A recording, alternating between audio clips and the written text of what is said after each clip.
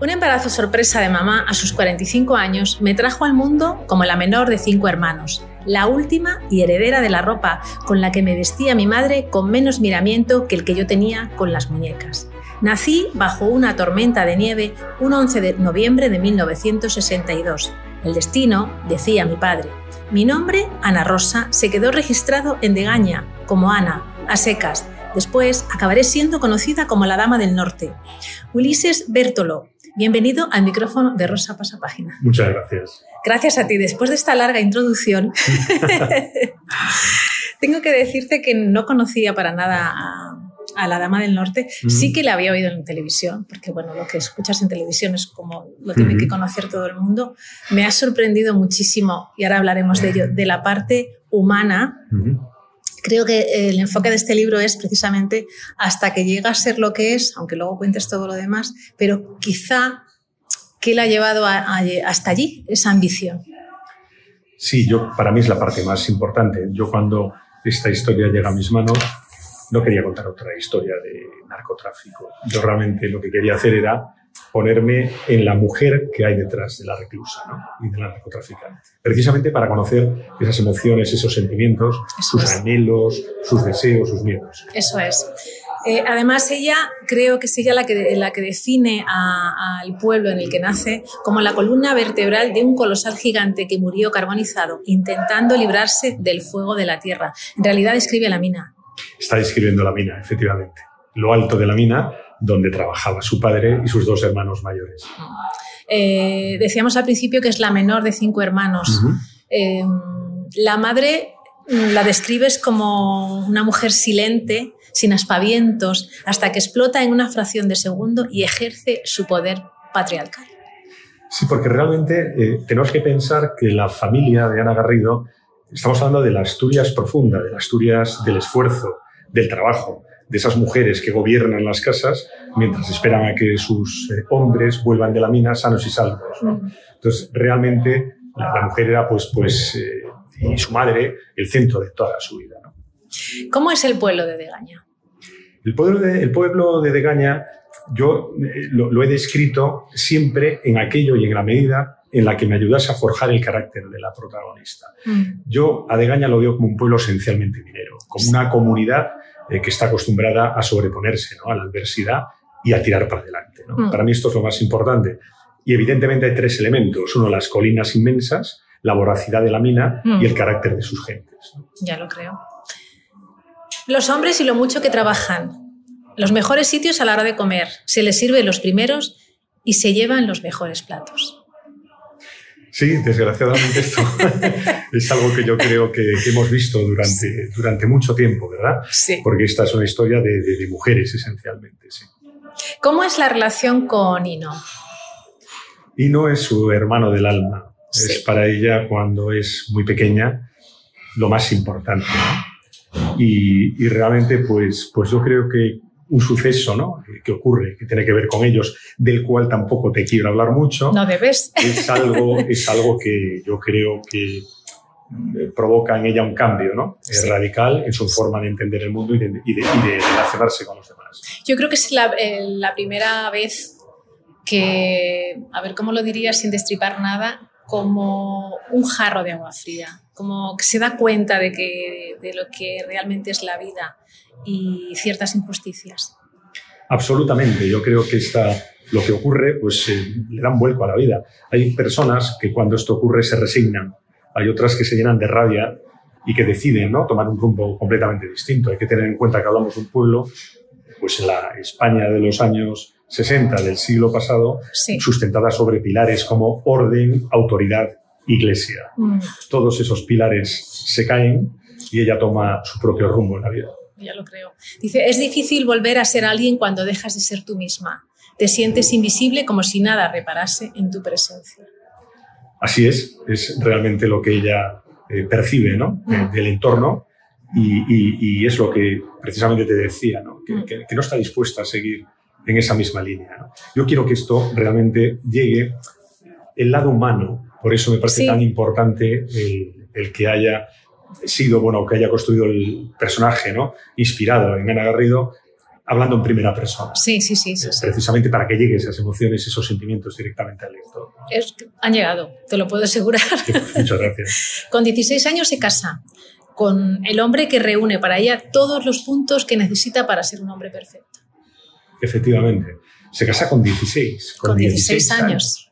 Claro, muy jovencita, muy feliz, muy ilusionada. Todo iba bien al principio, luego su matrimonio se convirtió en un infierno, ¿no? No lo tuvo nada fácil con los hombres. Casarse tan pronto, yo creo que la enseñó a otro camino más. Efectivamente. Casi tuvo que madurar y echarse a la espalda muchas cosas en un tiempo que quizás no tocaba. Ya lo creo. Dice, nunca permitas que un hombre te dé miedo. No eres de su propiedad. No eres mi esposa, mi mujer, tampoco mi hombre. Y si todo lo demás no funciona, le dejas y te vienes a vivir conmigo. Buen personaje. Bueno, aquí hablamos introducimos a otra persona que yo intuyo como la más importante de la vida que tiene el personaje y evidentemente basado en la propia vida de Ana Garrido, que es una mujer llamada Camille. Y es la mujer que sale, que realmente la encuentra siendo ella todavía una niña, y es en la persona que ella se querría convertir de mayor. Es como una especie de sensei para ella. Le dice, niña, piensa por ti misma, ¿no? Sí, buenos consejos, además. Sara y un alijo de hachís. Otra hermana. Ana proviene de una familia en la que no recuerda que se renunciara a luchar. Muy importante. Esto es muy importante porque yo creo que esto tiene mucho que ver con la estirpe minera, con el carácter minero. Es una manera por lo menos así yo lo entiendo, de posicionarse en el mundo, ¿no? Esto de sobreponerse a la adversidad y seguir adelante. Para mí, yo creo que eso está muy presente porque hay que tener en cuenta una cosa. En el libro está muy presente, entre otras cosas, entre otras emociones, el miedo. Sí.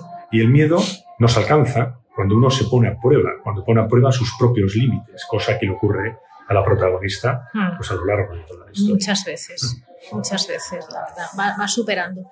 Las mujeres no suelen arrimarse al negocio de la cocaína, de la droga, prefieren arrimarse a los que ya lo hacen y ser amantes de vida, despreocupadas y a lo grande. Pero Ana es la nota discordante. Sí, diríamos que en este caso es una cosa que a mí, me llamó muchísimo la atención, porque no es, como ahí bien dice, la amante de nadie, ¿no? Sí. No viene tampoco, no tiene un origen, pues del otro lado del mar, ¿no? Colombiano, es mujer, es española, en un negocio de hombres, y tampoco se vale de las herramientas tradicionales que se han atribuido, ¿no? A las mujeres, como la belleza, como la seducción, ¿no? Ella realmente prevalece sobre los hombres a base de echarle bemoles a la cosa. Ya lo creo. La fuente. ¿Qué puedes decirme? Bueno, digamos que esa es una puerta de entrada, ¿no? Es un lugar donde ella tiene la capacidad de dar sus primeros pasos, ¿no? De hacer sus primeros contactos y a partir de ahí tener la oportunidad de entrar en una serie de pruebas sucesivas en las cuales tiene que ponerse realmente pues, al límite, ¿no? y demostrar que puede tener un nombre en este mundo, que es lo más importante, ¿no? Tener un nombre y haberse hecho un prestigio y ser alguien confiable, porque paradójicamente también en el mundo del crimen hay que ser confiable. ¿Confiable y confiado o solo confiable? Yo creo que ella tenía mucho de confiada también. Sí. Porque incluso en las conversaciones que tuve con agentes, ¿no? Que participaron en el operativo, en la Operación Temple, que fue la que, en el marco del cual fue ella detenida, ponían de manifiesto que a veces no era consciente de lo que había a su alrededor. De lo vulnerable que era.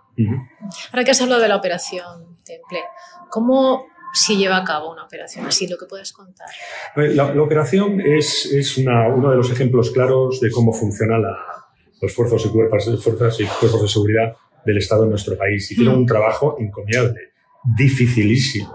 Es un trabajo de persistencia, ¿no? De aguantar, de no dar un paso en falso y de muchísima intuición. Y ahí lo que pude descubrir, sobre todo, es lo poco que duerme la policía. Sí. Porque tienen muchísimas dificultades, me lo contaban los agentes, para conciliar, ¿no? Su vida familiar con su trabajo. Porque es que los malos trabajan 24 horas y siempre de noche. ¿Quién aguanta eso? Es muy complicado. Es muy complicado. Tiene que haber mucho amor ahí, mucha paciencia. Efectivamente. Javier. Javier es su hijo. Javier lo es todo. Y es todo para ella. Podemos decir que es el único hombre que no la defrauda. Ahí sí que hay posesión, ahí sí que es su hijo, mi hijo. Sí, es su hijo, pero también cuando tiene que dar un paso a un lado para que su hijo no se vea, digamos, afectado, ¿no? Por lo que a ella le ocurre, sí, también lo hace, ¿no? Con todo el dolor del mundo, porque quizás en sus recuerdos, su hijo en su regazo, cuando está lejos de él, o incluso recordarlo en esos largos años de prisión, sí, pues son cosas que han estado siempre ahí, digamos, la razón de su vida y por la que está dispuesto a hacer cualquier cosa es por él. Es por él. Además dice que desea que aprenda a vivir sin necesitarla demasiado, ¿no? Es duro, ¿eh? Es muy duro. Eso es, apártate, porque es la mejor forma de que no te ocurra nada. Hay muchos personajes. A mí me llama mucho la atención, porque desconozco ese mundo, evidentemente, cómo va contactando con los capos, con la gente que está metida en este mundo, en el mundo de la cocaína, en el mundo de la droga, cómo viaja a Colombia y cómo puede un cuerpo soportar tanto. Yo me acojo a esto que te he dicho al principio de sangre minera, son muy resistentes. Aunque ella haya elegido el camino equivocado, yo creo que ese carácter que tiene es un carácter forjado pues con mucha fuerza, mucho trabajo y mucha resistencia, ¿no? Yo creo que tenía un carácter que quizás, insisto, cogí el camino que no era el adecuado, pero también una de las preguntas que yo quiero implícitamente, ¿no?, plantear al lector es, sí, y alguien en las circunstancias de ella a lo mejor podría acabar haciendo lo mismo, o cuando menos que podemos llegar a hacer cosas que pensamos que nunca haríamos, ¿no? Ya lo creo. Conchi. Un personaje fascinante.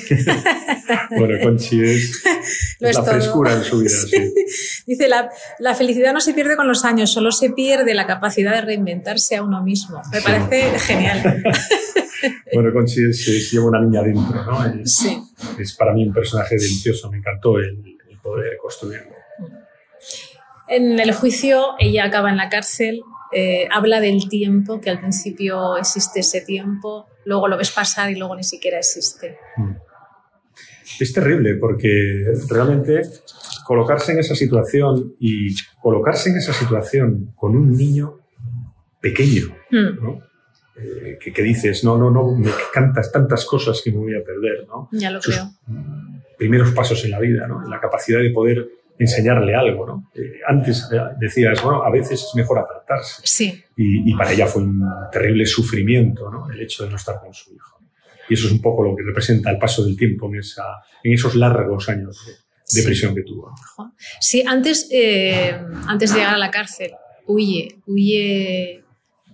Pero de alguna forma esa huida era quizá reconocerte culpable, ¿no? O alguien le advierte de que si huye, pues es como si se considerase exactamente culpable de lo que está pasando. Sí, efectivamente, pero ella toma la decisión de hacerlo porque cree que en ese caso es lo mejor para ella y para su entorno, y esa huida, claro, luego tuvo unas consecuencias también importantes. ¿Uno nunca desaparece del todo? Yo creo que no, siempre guarda la esencia, aunque no tenga la misma identidad. ¿Por qué escribes esta historia, Luis? Pues me lo pregunto también a veces, porque cuando llegó a mí a través de un amigo que trabaja con contenidos audiovisuales, yo estaba escribiendo otra cosa y al principio no me interesaba, no veía.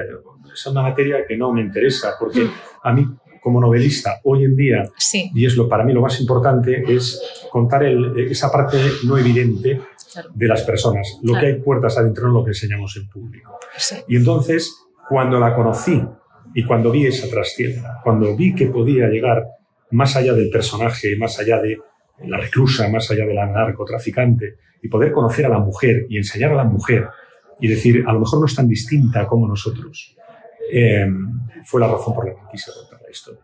Yo creo que es la mejor forma de no juzgar a nadie. Primero tienes que leer qué la lleva hasta allí, desde que arrancas con esas primeras pedaladas en la bicicleta, que me recuerda mucho a mí, yo aprendí también así, en plan bruto, Sí. Qué bueno. Sin ruedines, si me tiraban por una cuesta, sin Qué llegar bueno. al suelo. Cuando llegaba al final me tenía que tirar yo. Qué bueno. Con lo cual yo creo que es una forma de humanizar el personaje y como en todas las historias de buenos y malos, los malos no siempre acaban siéndolo. Efectivamente, yo creo que aquí hay... Bueno, eso es un tema que me interesa mucho. Yo soy una persona que nunca me han gustado las etiquetas, me parece muy fácil etiquetar a las personas. Le preguntaba hace poco un compañero tuyo, ¿qué es lo que esperas de tus amigos? Y yo le contestaba, que no me juzguen. Y entonces quizás a lo mejor también es fruto de cuando uno va cumpliendo años, Sí. se da cuenta que juzgar probablemente es muy injusto porque no tienes los elementos suficientes como para poder ver más que una parte, ¿no? Entonces, yo lo que intento sencillamente es exponer un personaje inspirado en la vida de esta mujer para que sea el propio lector el que quiera llegar a las conclusiones que quiera, ¿no? Pero sin llevarlo, sin juzgar nada de lo que ocurre, ¿no? Por Y supuesto. sobre todo con este planteamiento de que no hay buenos y malos al 100%, y las circunstancias que uno vive en la vida son importantes y determinantes en lo que hacemos. Son las más importantes. ¿Ella sabe que has escrito este libro? Sí, por supuesto que lo sabe. Yo este libro me entrevisté con ella, le dije que efectivamente después de las primeras entrevistas, cuando vi estas cuestiones que le pasaban de pequeña, dije, wow, o sea, quería saber todo, ¿no? A las Sí. antípodas del narcotráfico, cómo haces, cómo te metes en esto. Yo ahí vi la novela, vi la historia, ¿no? Y por supuesto, y además luego una cosa, bueno, pues que yo vivo a distancia de ella. Ella no estaba en la cárcel cuando hablábamos de esto. Ella Sí. ingresó en la cárcel con posterioridad por una segunda condena. Sí. Y bueno, mantuvimos una comunicación muy fluida a través del WhatsApp. ¿Por qué? Porque cuando yo en un momento determinado estaba imaginando y me estaba colocando la piel, hablando como una mujer, que quizás lo que más me costó es la parte de meterme en ella como niña, ¿no? Eso, digamos que fue una cosa que para mí fue la más difícil. Ponerme en su voz, ¿no? Intentar transmitir esas emociones, para mí disfruté muchísimo. Sí. Y bueno, y realmente, pues creo que ella, las partes importantes, ¿no? De lo que significa la historia, sabe que son las claves su hijo, que la clave es su vino del alma, la clave es su hermana, Camille, ¿no? En este También. sentido figurado de una persona muy importante en su vida. Es una historia mucho de mujeres que se comprenden entre sí. Y bueno, y a través del WhatsApp, determinadas cuestiones que tenía que ir tratando, porque quería saber sobre todo no que me contase literalmente lo ocurrido, sino el estado emocional ante una situación. Claro. Para mí era lo importante. Claro. Necesitaba comprender en algunos momentos esa situación emocional para yo poder construir y seguir adelante con la narración de la historia. Además, imagino que ella, según te fue contando su vida, se fue quizá dando cuenta más aún de lo que había vivido, de lo que habías vivido de pequeña, me refiero. Totalmente. Yo tuve que hacer ahí una labor es importante porque es una mujer que cuesta llegarle, ¿sabes?, al alma, porque tiene sus prevenciones. Claro. Entonces yo tuve que utilizar también mis técnicas para romper, ¿no? Ese muro que poco a poco he ido derribando, ¿no? Un muro de confianza que ella fue ganando poco a poco y ella fue confiando en que lo que ella iba contando yo pudiera narrarlo libremente y hasta donde yo quisiera narrarlo, también. Porque todo quedaba subordinado a la historia. Sí. Pero sí que fui capaz de entender muchas cosas no solamente con las palabras, sino también con la gestualidad y la forma en la que expresaba en cada momento ante las preguntas que yo le hacía o lo que ella misma explicaba. Claro, qué bonito. De verdad que sí. Pues un placer, La Dama del Norte, Ulises. Gracias. Pues muchísimas gracias por esta maravillosa entrevista. Gracias a ti.